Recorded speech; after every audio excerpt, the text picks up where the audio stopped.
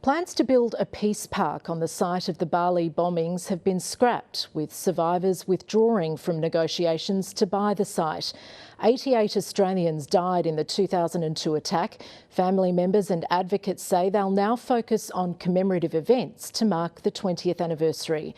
Indonesia correspondent Anne Barker reports.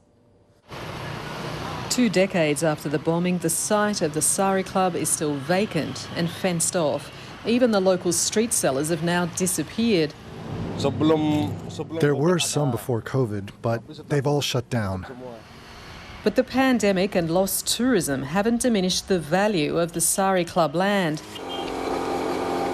The family that owns the site, where so many died, is still asking 15 million Australian dollars for the whole site, or 5 million for the barely quarter acre where the Sari club stood.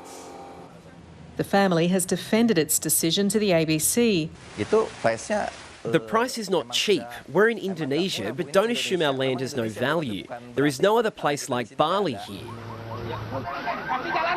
It's the final blow for those who've spent years trying to buy the site for a peace park to remember the 202 victims of the twin bombings at the Sari Club and Paddy's Bar.